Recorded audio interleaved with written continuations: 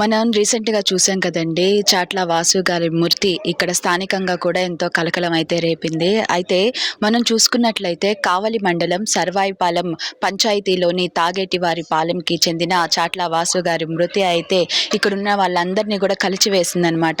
TDP కార్యకర్తగా అయితే ఇక్కడ ప్రజలందరికీ కూడా అందరికీ తెలుసు. చాలా మంచి వ్యక్తి అని కూడా ఇక్కడున్నటి వాళ్ళందరూ కూడా ఎంతో బాగా అతని గురించి చెప్తూ ఉంటారు. అసలు ఆయన మృతి ఇక్కడున్న వాళ్ళందరినీ కూడా కలిచివేసిందని మనం చెప్పుకోవచ్చు. సో, ప్రెజెంట్ అయితే కుటుంబం దగ్గరైతే ఉన్నామనమాట. సో, ఇదే వాళ్ళ ఇల్లు. లోపలైతే వాళ్ళ కుటుంబ సభ్యులందరూ ఉన్నారు. 8 నెలల బిడ్డ చాట్ల వాసు గారికి. అయితే వాళ్ళ పరిస్థితి ప్రెజెంట్ ఏ విధంగా ఉంది? వాళ్ళు ఏ విధంగా బాధపడుతూ ఉన్నారు? అసలు మృతికి గల కారణాలు ఏంటి? వాళ్ళ అభిప్రాయం ఏంటి? అన్న విషయాలన్నీ కూడా తెలుసుకోవడానికైతే ఈరోజు మనమైతే ఇక్కడికి రావడం జరిగింది. సో, ప్రెజెంట్ అయితే లోపలికెళ్దాము. చాట్ల వాసు గారి తల్లిగారైతే మనతో ఉన్నారు. వారిని అడిగి కూడా తెలుసుకుందాం. అమ్మ చెప్పండి, చాట్ల వాసు గారి మృతి మిమ్మల్ని కానివ్వండి, ఆయనతో పరిచయం ఉన్న ప్రతి ఒక్కరిని కూడా కలిచివేసింది. మనిషి ఎలా ఉండేవాడు? అంటే మొదటి నుంచి కూడా. బాగుండేవాడమ్మ, అందరితోటి బాగుండేవాడు. ఆ చంపిన ఆయనతోటి ఇంకా బాగుండేవాడు. రౌడీలను పెట్టి చంపించిండు. ఒక్క కొడుకే నాకు, 2 అమ్మాయిలు. ఆయన టీడీపీ కార్యకర్తగా ఎదగడానికి ముందు నుంచి ఎలాంటి వర్కులు చేసేవాళ్ళు ఏంటి? తిరిగేవాడు. ఆ అబ్బాయితోటి ఫస్ట్ టీడీపీలో ఉండిండు. ఆ అబ్బాయి ప్రెసిడెంట్గా గెలిచిండాడ. ఇంకా తర్వాత మళ్ళీ వాళ్ళ లంచాలు డబ్బులు తీసుకొని ప్రతాప్ కుమార్ రెడ్డి కాడ వాళ్ళ కాడ మళ్ళీ ఇటు చేరిండు, వైసీపీ చేరిండు. ఇంక మా అబ్బాయి అటు ఇటు తిరగకుండా ఉండిండు. ఆ అబ్బాయితో తిరగకుండా ఇంకా అప్పటి ఖర్చు పెట్టుకొని 2 సంవత్సరాల కిందట ఇంకా అట్టే ఖర్చు పెట్టుకొని ఈ పని చేసిండు. అసలు ఎలా జరిగిందమ్మా? అంటే బాగున్నారు అని చెప్పని అంటూ ఉన్నారు. కేవలం అతను వైసీపీలోకి వెళ్ళి ఇతను వైసీపీలోకి రాలేదని చెప్పి హత్య జరిగిందా? లేకపోతే ఇంకేదైనా కారణాలు ఉన్నాయా? ఇంకేం కారణాలమ్మా, మేకలు పోయినాయి మరి 2 సంవత్సరాల కిందట.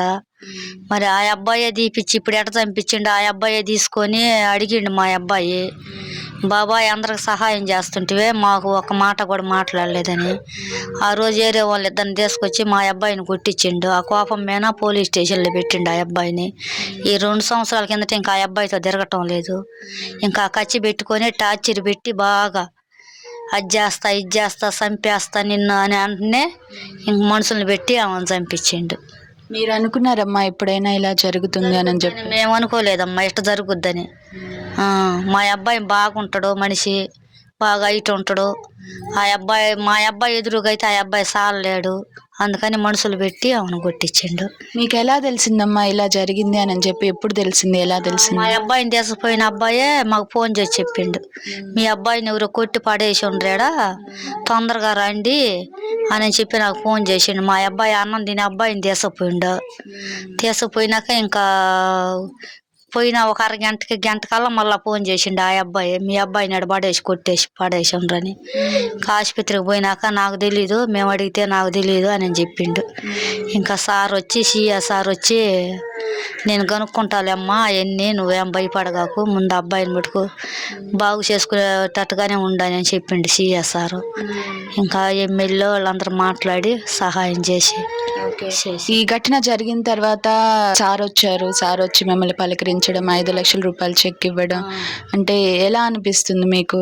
అసలు ఏమని చెప్పారు మీకు ఆ రోజు వచ్చి సార్? మీకు చెప్పిండమ్మ, మీకు కుటుంబానికి అండగా ఉంటాను, నేను చేయాల్సినవన్నీ చేస్తాను అని చెప్పి మాకు పెద్ద అండగా మాకు ధైర్యం చెప్పి మాకు 5 లక్షలు డబ్బులు ఇచ్చి చెక్ ఇచ్చి మనం మీకు తోడుగా ఉంటాను, మీకు కావాల్సినవి అన్నీ చేస్తాను అని చెప్పిండమ్మ. మా కోడలతో మాట్లాడిండు, మా కోడలకు కూడా ఉద్యోగం ఇప్పిస్తాననిండు. ప్రజెంట్ మీ పరిస్థితి ఏ విధంగా ఉందమ్మా ఇప్పుడు? అంటే వాసు గారు చనిపోకముందు ఏ విధంగా ఉంది, ఇప్పుడు ఏ విధంగా ఉంది మీ పరిస్థితి? మా పరిస్థితి ఇంకా అంతే కదంట, మా అబ్బాయి చెయ్యాలా, మేము తినాలా, ఒక్కడు సంపాదించి పెడతాడు. ఇంకా మా అబ్బాయి లేని లోటు మాకు ఇప్పుడు ఎవరు తీర్చేవాళ్ళు లేరు. ఇంకా తీర్చేవాళ్ళు లేరు. ఇంకా ఆ పూటకి ఇంకెట్టా అక్కడ చేసుకొని మేము బతికే వాళ్ళని. మా మీద ఖర్చు పెట్టుకొని ఆ పని చేసిండు. మధు ఆయన చేసిండు. ఆయనకు తగిన శిక్ష పడేటట్టుగా చూడాలా, తగిన శిక్ష పడాలా ఆయనకి. మేము ఎట్టా అల్లాడుతాను, అదిగా 8 నెలల బిడ్డను పెట్టుకొని తల్లిని నేను బిడ్డను కోల్పోయి మేము ఎట్ట అల్లాడుతాను, వాళ్ళ తల్లిదే వాళ్ళ బిడ్డలు కూడా అట్నే అల్లాడేటట్టుగా ఒక్క బిడ్డే నాకు. ఆయనకు తగిన శిక్ష చేసి మాకు న్యాయం, అదే న్యాయం సార్ చేస్తే మాకు ఇంకా అదే న్యాయంగా మనం బయటికి రాకుండా మమ్మల్ని బెదిరిస్తున్నారు. ఇంకా మమ్మల్ని అటు ఇటు తిరగనీయకుండా కూడా ఇంకా 10 రోజుల్లో వస్తాడు, వాడు అది చేస్తాడు ఇది చేస్తాడు అని మమ్మల్ని బెదిరిస్తుండ్రు. సార్ నేను వచ్చి అవన్నీ ఏమి లేవమ్మా నువ్వు భయపడగాకు అని సార్ మాకు ధైర్యం చెప్పిపోయిండు. ఇదే కోరుకుంటున్నారు మీరు, ఎవరైతే ఇట్లా చేశారో వాళ్ళకి ఖచ్చితంగా శిక్ష పడాలి, కఠిన శిక్షలు పడాలని కోరుకుంటున్నారు. కఠిన శిక్షలు పడాలా. మేము ఎట్ట తల్లులు పిల్లలం అల్లాడిపోతున్నాం, వాళ్ళ కాపురం కూడా అట్నే అల్లాడేటట్టుగానే చెయ్యాలి. మళ్ళీ మళ్ళీ ఏరే తల్లికి బిడ్డకు జరగకుండా ఈ పని ఎవరికి జరగకుండా ఆయన తగిన శిక్ష వేసి మాకు అప్పుడు సంతోషం, ఇంకా సంతోషం. నా బిడ్డ లేని లోటు ఇంకా అప్పుడు తీరిపోయిందని నేను సంతోషపడతా. ఆయనకు తగిన శిక్ష మటుకు జరగాల, మాకు ఉండగాదని చెబుతుండ్రు.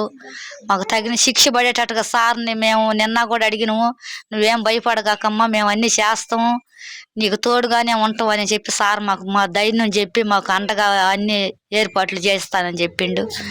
ఇంకా అది మీరు ఎంతో భావోద్వేగానికి కూడా గురయ్యారు. చెత్తంత ఎదిగిన కొడుకు ఒక్కసారిగా కనిపించకుండా పోవడం, తర్వాత ఈ ఘటనలన్నీ జరగడం, అసలు ఏమైందో ఏమో తెలుసుకునే రెప్పపాటు కాలంలోనే ఇవన్నీ జరిగిపోవడం ఏమనిపిస్తుంది మీకు? ఏమనిపిస్తుంది, బాధే కదంటమ్మా. ఎన్ని సంవత్సరాలు బిడ్డని ఎట్ట జాక్కున్నానో ఎట్ట చేసుకున్నానో, ఇంకా చెట్టు అంత బిడ్డను బాగొట్టుకొని మేము కుమిలిపోతాను. మేము ఏం చేసామమ్మా, వాళ్ళకి తగిన శిక్షలు పడాలా. మేమెట్ట అల్లాడుతున్నాము, మా బిడ్డలో పోయి నేను బిడ్డను బాగొట్టుకొని కంటారా చూసుకొని అన్నం వండి పెట్టిన అన్నం కూడా తినకుండా వెళ్ళిపోయి ఫోన్లు చేసి ఈ పని చేసిండు. కాబట్టి నా బిడ్డ ఒకరు జోలికి పోయేవాడు కాదు, ఒకరు ఒక మాటకు పోయేవాడు కాదు, ఒకరు వ్యవహారానికి పోయేవాడు కాదు. అయినా కానీ వాడు చుట్టూ తిరిగేవాడు కాదు, చేసేవాడు కాదు. నా పిల్లోడిని ఈ టీడీ పక్క వీళ్ళతోటి రాజా వాళ్ళతో తిరుగుతుండనే కొంత ఖర్చు పెట్టుకొని ఈ పని చేసిండు. అది ఆయనకు మటుకు తగ్గ శిక్ష మటుకు పడాలా. బాగా చర్యలు తీసుకోవాలా. రౌడీ అని జనాన్ని అడ్డం పెట్టుకొని, రాజకీయాన్ని అడ్డం పెట్టుకొని ఈ పని చేసి మమ్మల్ని ఇట్లా ఈ పని చేసి పెట్టిండు. ముఖ్యంగా ఎవరు చేశారనుకుంటున్నారు మీ ఘటన? ఎవరు ముందున్నారు, ఎవరు వెనుకున్నారు అని చెప్పని అనుకుంటున్నారు మీరు? మా అబ్బాయిని అడిగినా కానీ మోదే చేపించిండు అని చెప్పిండు. ఆసుపత్రిలో బాగా ఒకరు సుఖండి కూడా చేపించిండు. 2 మనుషులు కొట్టిండ్రు. నాకు అప్పుడే తలకాయ పడిచి కొట్టాక నాకు సుఖపోయినాను, నాకు తెలియలేదు ఎవరైంది, మనుషులు గుర్తుపట్టలేదు అని చెప్పిండు. ఇంకా అది చేసిన మటుకు ఆయనే 2 సంవత్సరాల నుంచి కచ్చా మేకల కాడి నుంచి ఇంకెట్టన్నా పోద్దని ఎవరు పడుచుకోవాలి అనుకునిండు. దేవుడు మాకు పట్లుండి మాకు ఎంతో మేలు చేసి వాళ్ళని శిక్షించారు. కాబట్టి అంతకంతకి ఇంకా శిక్ష ఇంకా అనుభవించేటట్టుగా మాకు న్యాయం జరగాల. చూస్తున్నారు కదండి, ఈ విధంగా ఒక తల్లి ఆవేదన అయితే మాటల్లో చెప్పలేకుండా ఉన్నాం. అసలు ఆ చెట్టంత ఎదిగిన బిడ్డ ఒక్కసారిగా కనిపించకుండా పోతే ఆ ఆవేదన ఎలా ఉంటుందో మనకైతే అందరికీ తెలుసు. అదేవిధంగా చిన్న బిడ్డ, 8 నెలల బిడ్డ, పెళ్ళై 3 సంవత్సరాలే. ఆ యొక్క భార్య బాధ కానివ్వండి, ఆ రేపు పెద్దయిన తర్వాత తండ్రి ఏడి అని అడిగితే ఆ బిడ్డ నుంచి వచ్చే ఆ ప్రశ్నలకి ఆ తల్లి ఎలా సమాధానం చెప్తుందో, బిడ్డను కోల్పోతున్న ఆ తల్లి ఎంత బాధపడుతుందో మనం కళ్ళారా చూస్తూ ఉన్నాం. ప్రజెంట్ అయితే మనతోటి చాట్ల వాసు గారి భార్య అయితే మనతో ఉన్నారు. వారిని అడిగి కూడా తెలుసుకుందాం. మీ పేరమ్మా? పవిత్ర గారు, ఈ సంఘటన జరిగింది దురదృష్టవశాత్తు. మీరు ఏం కావాలని కోరుకుంటున్నారు ఇప్పుడు? సమాజంలో నా భర్తకు జరిగినట్టు ఇంకెవరికి జరగకూడదు. నా బిడ్డ స్వేచ్ఛగా తిరగాలి అంటే వాళ్ళకి కఠిన శిక్ష పడాలి. నేను అదే కోరుకుంటున్నాను. అది ఎలా తెలిసింది మీకు? అలా జరిగిన తర్వాత వాసు గారు మీతో ఏమన్నా చెప్పారా, ఇలా జరిగిందని చెప్పి? నాకు ఒకటే మాట చెప్పారండి. తను లాస్ట్ స్టేజ్లో ఉన్నప్పుడు ఇంకా అన్కాన్షియస్లోకి వెళ్ళిపోతున్నానంగా నా వల్ల పనుకున్నాడు. బెడ్ మీద నుంచి వచ్చి నా వల్ల పనుకొని నేను బతకను, ఇక హాస్పిటల్ నుంచి ఎక్కడికైనా షిఫ్ట్ చేయి, నన్ను బతికొస్తే వాడిని ఏదో ఒకటి చేస్తాను, నన్ను ఇక్కడ దాకా తీసుకొచ్చాడు అని అంటాను. ఎవరు ఏంటంటే మా బాబాయ్ అని అన్నాడు. రవిచంద్ర తీసుకెళ్ళి వాళ్ళకి అప్పచెప్పాడమ్మా. మా బాబాయ్ నన్ను కొట్టించాడు, నన్ను బతికి అమ్మా నన్ను ఒక్క మాట అడిగాడు. అందుకంటే ఇంకా నేనేం చేయాలి, బతికించుకోలేకపోయాను. బతకలేనమ్మా, నేను బతకనమ్మా నన్ను. దురదృష్టవశాత్తు ఇలా జరిగింది. ఆ రోజు చూసాం మేము మీడియా ముందు కూడా మీరెంతో భావోద్వేగానికి గురయ్యారు. ఇట్లా జరిగింది అని చెప్పి. తర్వాత ఇక్కడ గ్రామంలో కానివ్వండి, మీ బంధువులు కానివ్వండి, కుటుంబ సభ్యుల్లో కానివ్వండి ఎలాంటి మార్పు జరిగిందంటారు? గ్రామంలో నుంచి అందరూ అతని బ్యాక్గ్రౌండ్ చూసి ఎవరు ముందుకు రాలేదండి సపోర్ట్ చేయడానికి. ఒక్కళ్ళు బయటికి రాలేదు, ఒకరు నోరు విప్పలేదు. రేపు ఫ్యూచర్లో వాళ్ళ ఇంట్లో కూడా ఇలాంటి సంఘటన జరిగిద్దేమో అన్న భయంతో ఎవరిళ్ళల్లో వాళ్ళు ఉన్నారు, ఎవరు బయటికి రాలేదు. అంటే తను అంత ఫియర్గా, అంటే జనాలను అంత భయపించేవాడు అనమాట. ఏంటంటే ఊరికి ఒక పెద్ద పులి నేనే, నా కిందే ఉండాలా, నా మాటే నడవాలా అనే. ఈ ఊర్లో ఏదైనా కానీ, ఏదైనా ఫెస్టివల్ వచ్చినప్పుడు, ఏదైనా అకేషన్ వచ్చినప్పుడు అందరూ ఒకటైతే తను ఒకటే సపరేట్. అందరూ తన బాటలోనే నడవాలి, లేదంటే అది జరగకూడదు ఇంకా ఊర్లో. అట్లా రూల్ చేసేవాడు ఊరిని. అంత వైలెంట్గా కూడా ఉండేవాడు. ఇప్పుడు తర్వాత కూడా మీకేమైనా థ్రెటన్ ఉందా ఆయన దగ్గర నుంచి? కంపల్సరీ అండి. ఇప్పుడు 2 years బ్యాక్ మా ఆయన తన మీద కంప్లైంట్ చేసాడని పక్షతోటి ఈ 2 years తను పక్కపెట్టి 10 days నుంచి తను ఫాలో అవుతూ అబ్జర్వ్ చేస్తూ ఇంత దుర్మార్గానికి దిగజారాడు.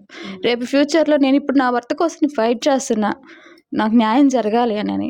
రేపు ఫ్యూచర్లో తను వేలు మీద బయటకు వస్తే ఇన్కేస్ నా బాబుని కానీ, నన్ను కానీ, మా ఇంట్లో ఎవరినో తీసుకెళ్ళి ఈ పని చేయడం గ్యారంటీ ఏంటి? కాబట్టి తను అసలు వేలు అనేది లేకుండా తను జైల్లోనే ఉండాలి అని కోరుకుంటాను. మొన్నైతే రీసెంట్గా ఎమ్మెల్యే గారు కూడా వచ్చారు కదా, ఈ విషయం గురించి ఏం మాట్లాడారు మీతోటి? సార్ నాకు చాలా భరోసా ఇచ్చారు. ఇందులో మాత్రం సార్ని నేను ఏం మాటలతోటి నేను తనకు వెలగట్లేను. అంత ధైర్యాన్ని, అంత భరోసాని ఇచ్చాడు నాకు. నా బిడ్డకి సహాయం చేశాడు. అండ్ ఫ్యూచర్లో నాకు జాబ్ అనేది, నా కాళ్ళ మీద నేను ఒకరి మీద ఆధారపడకుండా ఒంటరి మహిళ అని, నాకు ఎంతో సహాయం చేస్తానని, నాకు సపోర్ట్గా ఉంటానని తన మాటల్లో నాకు ఎంతో ధైర్యం వచ్చింది. దానికి నేను సార్కి చాలా చాలా థ్యాంక్స్ చెప్పుకుంటున్నాను. ఓకే. అంటే మొత్తం కూడా మీ ఫ్యామిలీ బ్యాక్గ్రౌండ్ ఏ విధంగా ఉండేది? తర్వాత ఈ విషయం జరిగింది, ఇంకా మగదిక్కు ఎవరు లేరు, తర్వాత ఏ విధంగా జీవించాలనుకుంటా ఉన్నారు మీరు? మా హస్బెండ్ ఉన్నప్పుడు నన్ను ఒక వాకిట్లో కూడా కూర్చొనిచ్చేది లేదండి. అంత మహారాణిలా చూసుకున్నాడు. మాది లవ్ మ్యారేజ్. మా పెళ్లి చేసుకుని కూడా అతనే, తను పెద్ద మనిషిగా ఉండి మా పెళ్లి చేసిన తనే, మందమధు అతనే మా పెద్ద మనిషిగా నిలబడి పెళ్లి చేశాడు. కానీ పెళ్లి చేసిన కాడి నుంచి తనకి మాకు అంత ఏం ఉండేది కాదు. అంత పెళ్ళైన కాడి నుంచి తను వేరు, తన బతుకు బాందే, మా బతుకు మాదంటూ మేము బతుకుతున్నాం.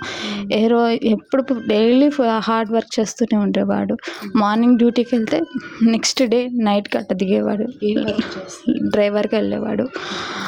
అలా తను కష్టం చేస్తుండే మేము ఇంట్లో ఉండి బతికేవాళ్ళం.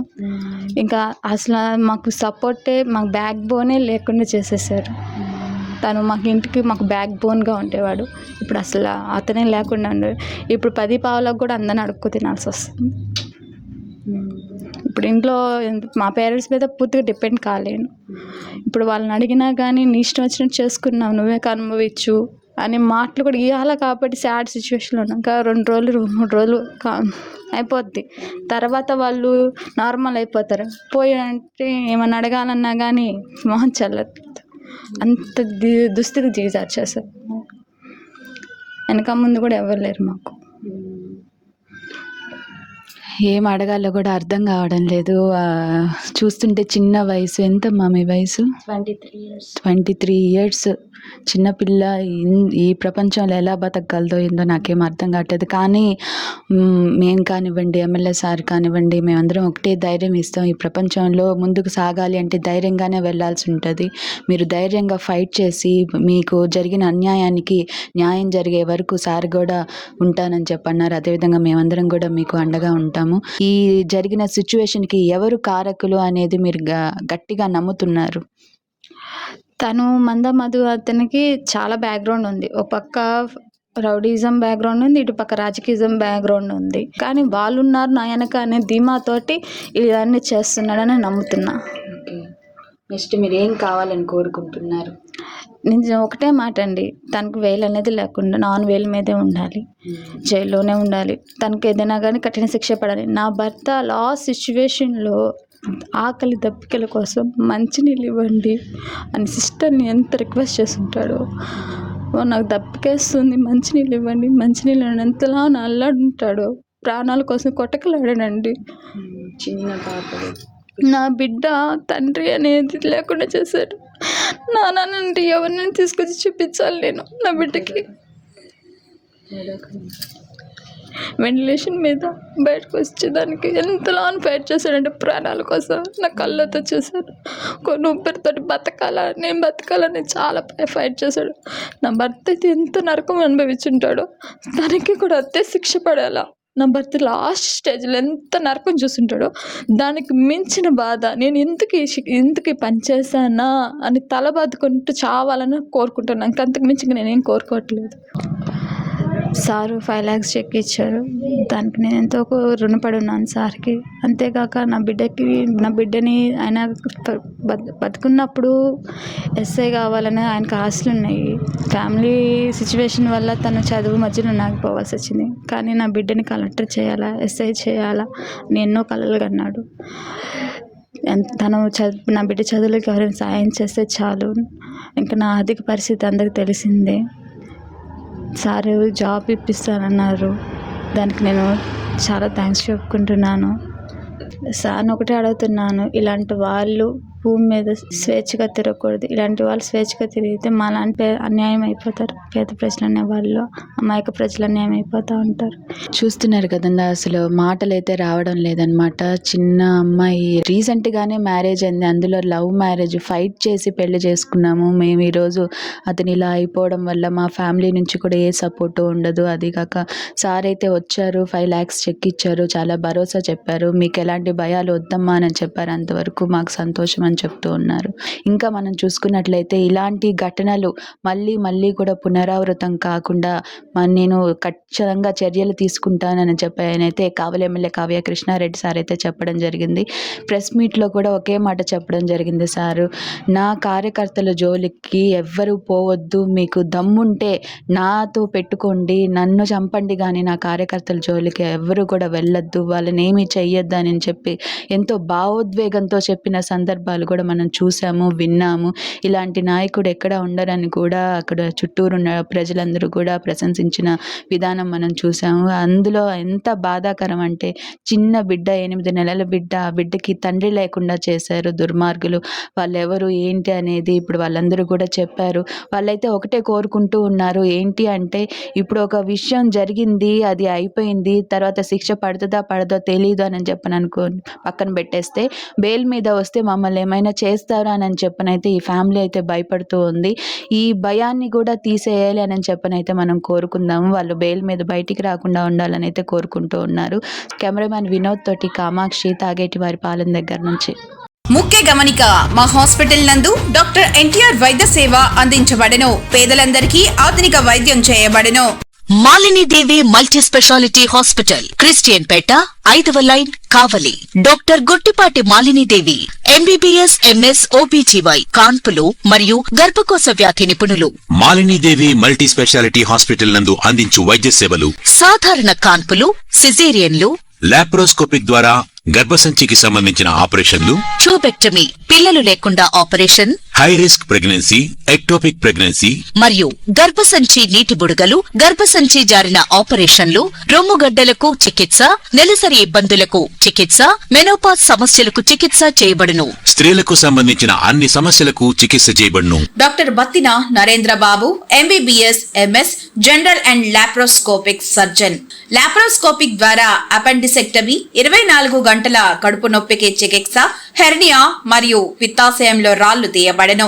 వరి బీజం, హెర్నియా, నరాలు ఉబ్బడం, హైడ్రోసెల్, థైరాయిడ్ ఆపరేషన్లు చేయబడెను. Malinidevi multi speciality hospital, Christian Peta, 5వ లైన్, కావలి. ఫోన్ నంబర్స్ 9398665676 మరియు 08626245167.